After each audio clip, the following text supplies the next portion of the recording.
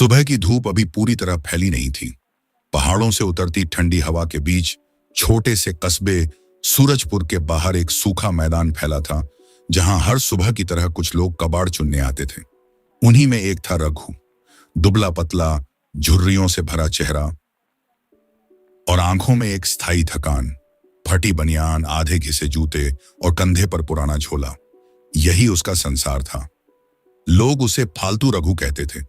बच्चे देखकर चिल्लाते, देखो कबाड़ वाला आया। रघु बस मुस्कुरा देता। जवाब देने की ताकत अब उसके पास नहीं थी। उसकी जिंदगी सालों से ऐसे ही गुजर रही थी, चुपचाप, बिना शिकायत। घर में एक टूटी झोपड़ी थी, एक पुराना बर्तन और कुछ सूखी रोटियां।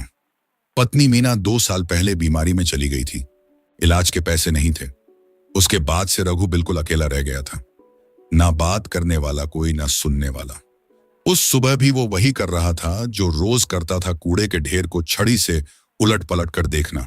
शायद कोई बोतल, लोहे का टुकड़ा या प्लास्टिक की चीज मिल जाए। सूरज की किरणें जब मैदान पर पड़ी तो रघु की नजर एक अजीब चीज पर टिक गई।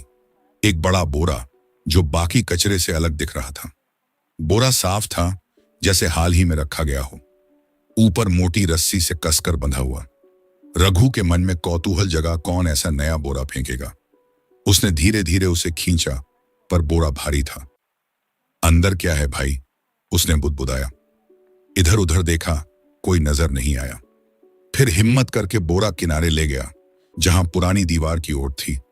उसने धीरे से रस्सी खोली और अगले ही पल उसकी सांस अटक गई। बोरे के अंदर चमचमाती प्लास्टिक की थैलियों में बंधे 500 रुपए के नोटों के बंडल पड़े थे। रघु के हाथ कांपने लगे। हे भगवान, ये सपना तो नहीं। उसने एक बंडल खोला, नए नोट, एकदम ताजा। उसकी आंखें भर आईं। इतना पैसा कोई यहां फेंक कैसे सकता है? वो चारों ओर देखने लगा, कोई दिखा नहीं। डर और लालच दोनों उसके भीतर लहरें लेने लगे। थोड़ी देर बाद उसने फैसला किया। बोरा उठाया, अपनी झोपड़ी की ओर भागा। रास्ते भर उसे लग रहा था जैसे हर कदम पर कोई उसका पीछा कर रहा है। कुत्तों का भौंकना भी डर जैसा लगता था। झोपड़ी पहुंचकर उसने दरवाजा भीतर से बंद किया, बोरा कोने में रख दिया, ऊपर पुरानी चटाई डाल दी। दिल ऐसे धड़क रहा था जैसे सीना फाड़कर बाहर निकल जाएगा। बार बार वो झोपड़ी की दरारों से झांकता, कोई आया तो नहीं। घंटों बाद जब उसे यकीन हुआ कि सब शांत है, उसने फिर बोरे के पास जाकर धीरे से खोला। वो चमक, वो खुशबू, जैसे जिंदगी पहली बार मुस्कुराई हो। रघु ने एक बंडल निकाला और गिनना शुरू किया। एक गड्डी, 1 लाख रुपए। बोरे में कम से कम 30-40 ऐसे बंडल थे। उसका सिर घूम गया। 30-40 लाख या करोड़? गिनती में उलझते हुए उसे एहसास हुआ कि अब वो दुनिया का सबसे अमीर गरीब आदमी है। लेकिन उसी वक्त एक डर ने उसे जकड़ लिया। अगर ये किसी गुंडे का पैसा हुआ तो, या किसी नेता का? अगर कोई ढूंढने आया तो? रघु पसीने से तरबतर हो गया। उसने बोरा बांधा, मिट्टी पर बैठ गया और सिर पकड़ लिया। खुशी और डर की लड़ाई उसके भीतर शुरू हो चुकी थी। रात पूरी तरह ढल चुकी थी। रघु की झोपड़ी के बाहर हवा सरसराती थी, पर भीतर उसके दिल की धड़कनें उससे भी ज्यादा तेज थीं। वो बार बार बोरे को देखता, फिर आंखें बंद करता, फिर दोबारा देखता, जैसे उस पर भरोसा नहीं हो रहा हो कि सच में यह सब उसका है। इतना पैसा, मीना जिंदा होती तो आज खुश हो जाती, उसने खुद से कहा, और उसकी आंखें भर आईं। धीरे धीरे उसने एक बंडल निकाला, बस एक। उसके लिए यह किसी खजाने से कम नहीं था। अगर मैं सिर्फ थोड़ा खर्च करूं तो किसी को क्या पता चलेगा, उसने मन में सोचा और सुबह का इंतजार करने लगा। सुबह रघु सीधे कस्बे के पुराने क्लिनिक पहुंचा। वो बरसों से अपनी खांसी और बदन दर्द को नजरअंदाज करता आया था, लेकिन अब उसके पास इलाज के पैसे थे। डॉक्टर ने पहली बार उसे इज्जत से बैठाया। जब उसने फीस दी, डॉक्टर मुस्कुराकर कहा, अब तो तुम ठीक हो जाओगे, बस दवाई समय से लेना। उसके चेहरे पर बरसों बाद सच्ची मुस्कान आई। उस दिन उसने महसूस किया, पैसा अगर अच्छे काम में लगे तो डर थोड़ा कम लगता है। कुछ दिन गुजरे। रघु ने बोरे से 2 और गड्डियां निकाली, झोपड़ी की टूटी दीवारें ठीक करवाई, फूस की छत की जगह टिन की छत डलवाई। घर की बदबू चली गई, अंधेरा भी जैसे थोड़ा पीछे हट गया। मोहल्ले के लोग चौंक गए। अरे रघु के पास पैसे कहां से आ गए? किसी ने कहा, शायद लॉटरी लगी होगी। किसी ने हंसते हुए बोला, कहीं चोरी तो नहीं की। रघु ने किसी का जवाब नहीं दिया, बस मुस्कुरा दिया। उसके दिल में डर अब भी था, लेकिन उसके भीतर उम्मीद भी जाग चुकी थी। एक हफ्ते बाद रघु ने अगला कदम उठाया।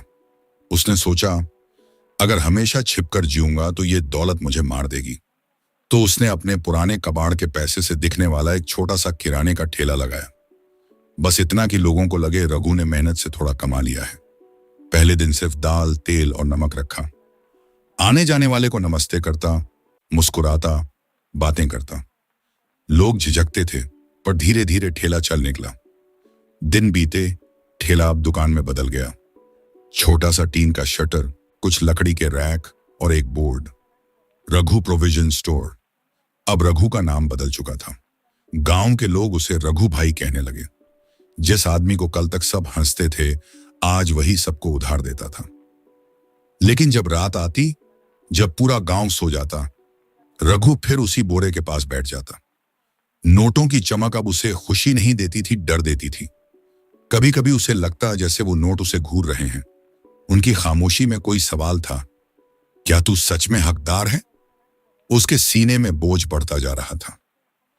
एक रात वह अपने बिस्तर पर करवटें बदल रहा था कि बाहर से कुत्तों के भौंकने की आवाज आई। उसका दिल तेज धड़कने लगा। कहीं किसी को पता तो नहीं चल गया। वो उठकर बाहर निकला।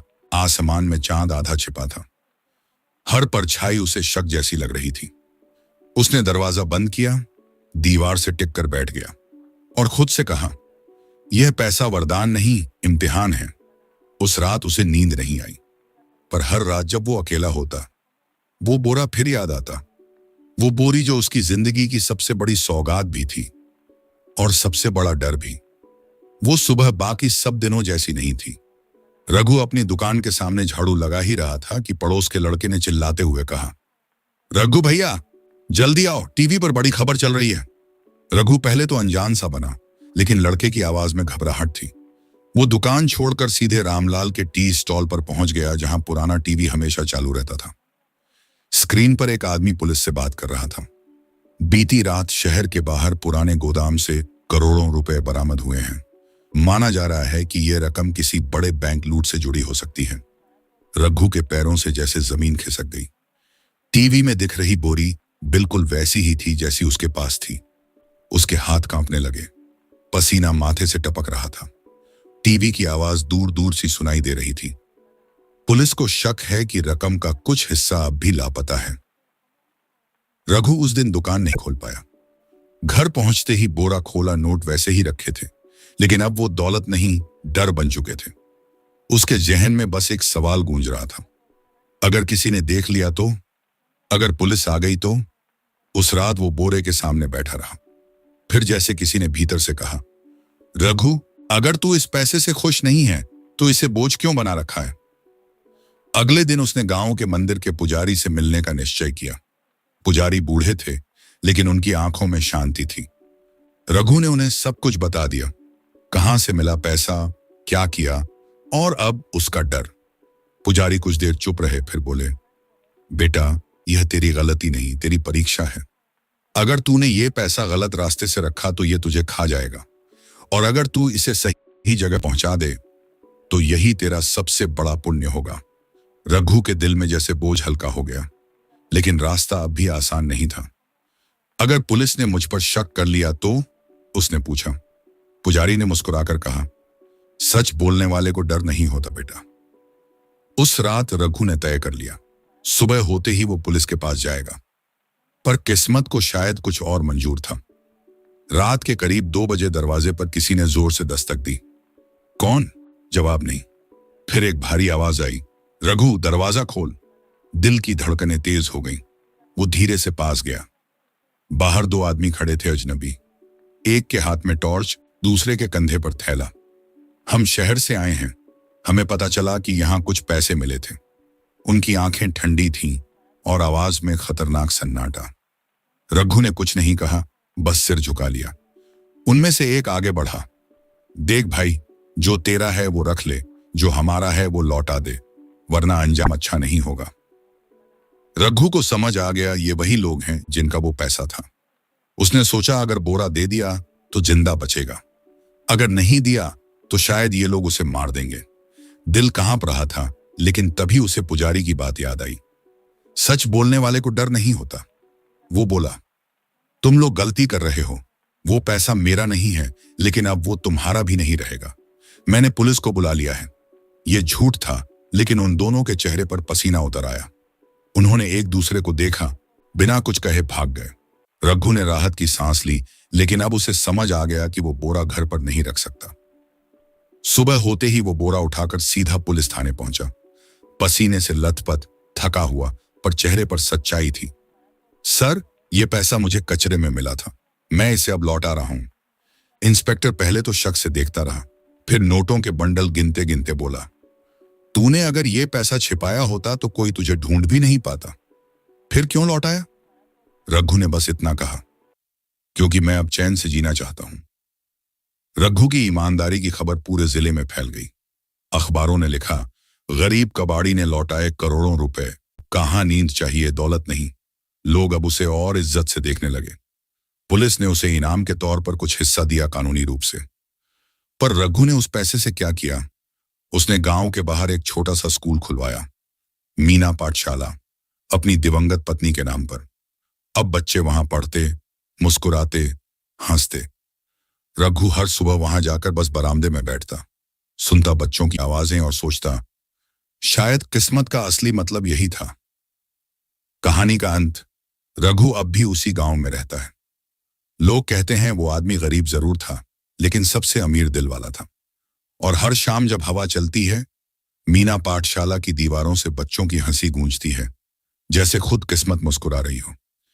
ऐसी ही दिल छू लेने वाली कहानियां सुनने के लिए चैनल को सब्सक्राइब करना मत भूलना, क्योंकि अगली कहानी शायद तुम्हारे दिल को और गहराई से छू जाए।